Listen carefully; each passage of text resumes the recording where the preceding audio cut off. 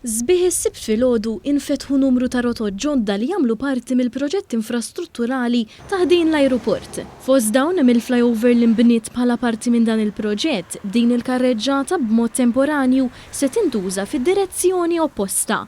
B'dan ifisser li min qed jgħaddi minn fuq il-flyover se tibda mill-mini ta' Ħall-Kirkop u tieħdok lejn Ħalluqa jew Ħall-Qormi. B'dan ifisser li 75% tal-proġett issa huwa miftuħ.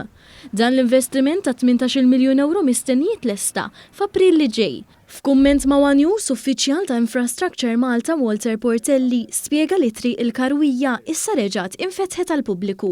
L-underpass li saftit ilu kien qiegħed jintuża fid-direzzjoni lejn Ħalfar, issa ħajibda jintuża it-traffiku li ġej minn Ħalfar jgħaddi biex ikompli sejjer lejn Luqa.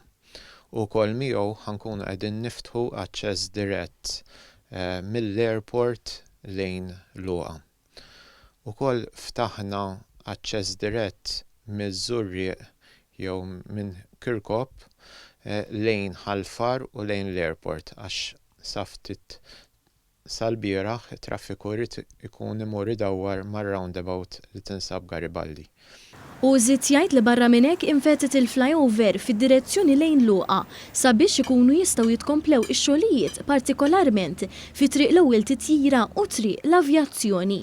Tkellimna wkoll mal-Ministru għat-Trasport, l-Infrastruttura u l-Proġetti Kapitali Aron Farrugia li qal li dan il-proġett hu proċess fejn fil-ġimgħat li għaddew infetħu bosta toroq oħra. Bħalissa għaddejn il-karozzi minn fuq il-flyover, ġifri kif ħabbarna l-bieraħ permezz tal-Kap Eżekuttiv Ivan Falzon fil-għodu illum in-nies bdew jgħaddu minn fuq il-flyover.